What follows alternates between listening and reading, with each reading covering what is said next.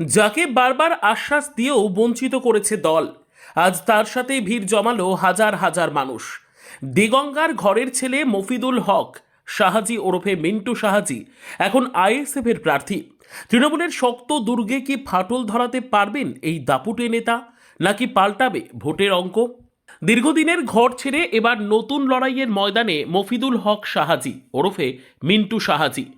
তৃণমূল কংগ্রেসের জন্মলগ্ন থেকে মমতা বন্দ্যোপাধ্যায়ের একনিষ্ঠ সঙ্গী, জেলা পরিষদের দাপুটে কর্মাধ্যক্ষ মিন্টু সাহাজি সোমবার আনুষ্ঠানিকভাবে আইএসএফে যোগদান করলেন। ফুরফুরা শরীফে গিয়ে পীরজাদা আব্বাস সিদ্দিকীর হাত ধরে জোড়াফুল ছেড়ে খামচিহ্নের ঝান্ডা তুলে নিলেন তিনি। শুধু দলবদলই নয়, দেগঙ্গা বিধানসভা কেন্দ্রে আইএসএফ প্রার্থী হিসেবে তার নাম ঘোষণা হতেই উত্তর ২৪ পরগনার রাজনৈতিক পারদ চড়চড়িয়ে বাড়তে শুরু করেছে। তৃণমূলের সঙ্গে কেন এই বিচ্ছেদ? নেপথ্যে বঞ্চনা বনাম অভিমান? প্রশ্নগুলো ঘুরছে দেগঙ্গা জুড়ে। অনেকেই বলছেন মিন্টু সাহাজির দলত্যাগের নেপথ্যে রয়েছে দীর্ঘদিনের পুঞ্জীভূত ক্ষোভ ও বঞ্চনার অভিযোগ। দলের দুঃসময়ে যিনি বুক চিতিয়ে লড়াই করেছেন সেই নেতার দাবি, বারবার আশ্বাস দিয়েও দল তাকে প্রাপ্য সম্মান দেয়নি।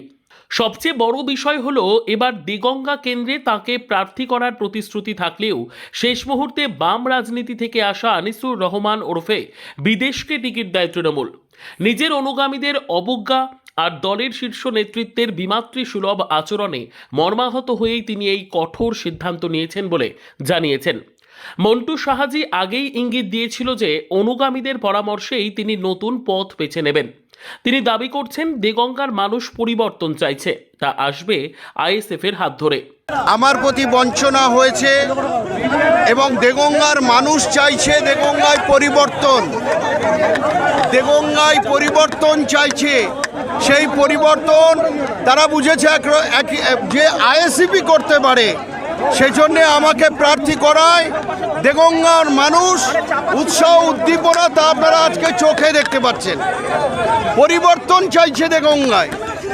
আমার প্রতি বঞ্চনা হয়েছে, আমাকে বারবার অবহেলিত করা হয়েছে, আমার গুরুত্ব দেয়নি, যার জন্যে মানুষ বুঝেছে মানুষের দ্বারায়, মানুষের দাবিতে, মানুষের করুণ আবেদনে এবং আইএসএফের উপরে পুরো ভরসা রেখে আব্বাস সিদ্দিকী সাহেব, নওশাদ সিদ্দিকী সাহেব যেভাবে বাংলার মানুষের জন্য লড়াই করছে, আমি মনে করেছি এটাই সঠিক পথ। সেজন্যে আমি সর্বপ্রথম তৃণমূল কংগ্রেস দল ছেড়ে আমি আইএসএফে যুক্ত হয়ে আইএসএফের প্রার্থী আমাকে নির্বাচিত করেছে।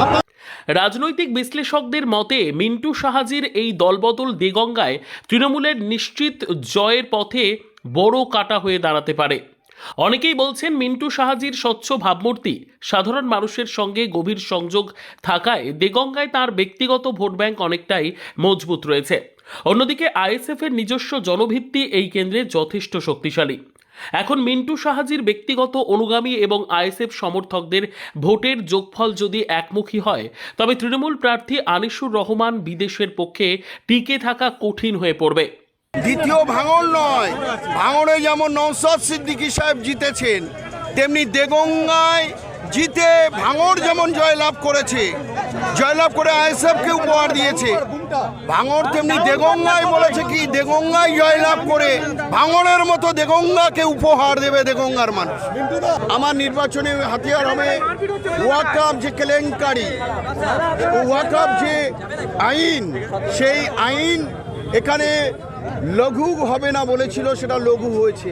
তার বিরুদ্ধে আমাদের প্রতিবাদ। দেগঙ্গার মানুষ পরিবর্তন চাইছে, উন্নয়ন চাইছে এবং দেগঙ্গায় যে একটা অশান্তি বিরাজমান হয়েছে, দেগঙ্গার মানুষ অতিষ্ঠ হয়েছে, সেটাই আমাদের প্রচারের আলোয় আসবে এবং আইএসএফের যে কর্মকাণ্ড, সেই কর্মকাণ্ডই আমরা সামিল হয়ে এই সিটটা আমরা মানুষের রায় আমরাই করছি। মিন্টু সাহাজি দল ছাড়ার পরেই শৃঙ্খলা ভঙ্গের অভিযোগে তাকে বহিষ্কার করেছে তৃণমূল। তবে অস্বীকার করার উপায় নেই যে হাজার হাজার কর্মীর উল্লাস আর জনজোয়ার দেখিয়ে দিল দেগঙ্গার মাটিতে মিন্টু সাহাজির প্রভাব অনেক বেশি কার্যকর। দেগঙ্গার এই হেভিওয়েট লড়াই এখন কার্যত সম্মানের লড়াই হয়ে দাঁড়িয়েছে।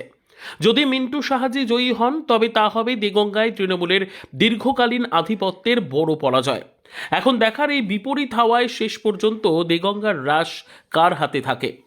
Bureau report, digital news Bangla.